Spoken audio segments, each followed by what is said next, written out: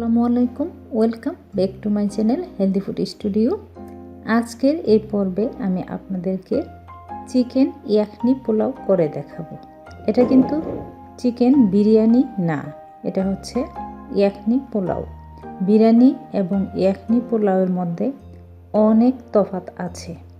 বিরিয়ানিতে মাংস এবং রাইস আলাদা আলাদা রান্না করে এবং লেয়ারিং করে একেবারে মিক্স করা হয়, কিন্তু এটার ক্ষেত্রে চিকেন, মিট অথবা ল্যাম্ব যে মাংসই ব্যবহার করেন সেই মাংস এবং রাইস একসাথে রান্না করা হয়।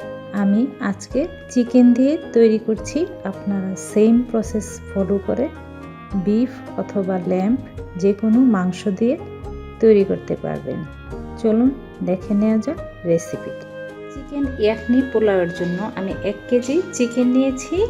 এর সাথে দিয়ে দিচ্ছি 1 চা চামচ আস্ত জিরা, 1 চা চামচ ধনিয়া, হাফ চা চামচ শাহি জিরা, 5-6টি লবঙ্গ, 5টি সবুজ এলাচ, 1টি কালো এলাচ, জয়ত্রী 1টি, জয়ফল 4/1 অংশ, 1টি স্টার মশলা, 2টি দারুচিনি স্টিক, 10-12টি গোলমরিচ আর 2টি তেজপাতা। দিয়ে দিচ্ছি 5-6 কোয়া রসুন, পেঁয়াজ আমি এরকম মোটা করে কেটে নিয়েছি, আর আদার ফালি দিয়ে দিচ্ছি 4-5 টুকরো। স্বাদ অনুযায়ী দিয়ে দিচ্ছি লবণ। যেহেতু লাল মরিচ ইউজ করা হবে না, সেক্ষেত্রে যার যার টেস্ট অনুযায়ী বাড়িয়ে দিবেন। আমি ফালি করে 8-10টি কাঁচামরিচ দিয়েছি। দিয়ে দিচ্ছি 6 কাপ পরিমাণ পানি।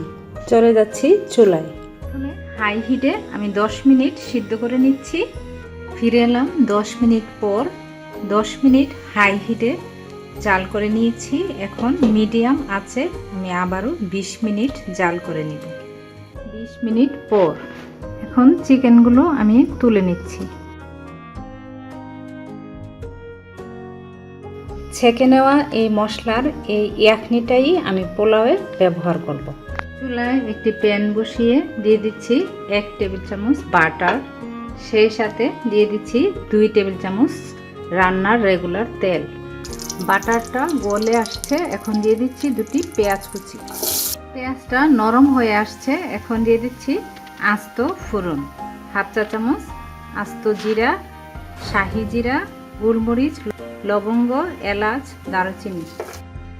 সেই সাথে দিয়ে দিচ্ছি আদা রসুনের পেস্ট 1 চামচ করে। মশলাগুলো ভাজা ভাজা হয়ে গেছে, দিয়ে দিচ্ছি চিকেনগুলো। দিয়ে দিচ্ছি জয়ফল, জয়ত্রীর গুঁড়া। দিয়ে দিচ্ছি 1 কাপ টক দই।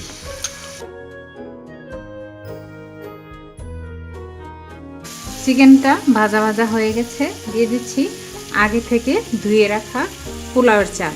এখানে 500 গ্রাম পোলাওয়ের চাল আছে, আমি দিয়ে দিচ্ছি।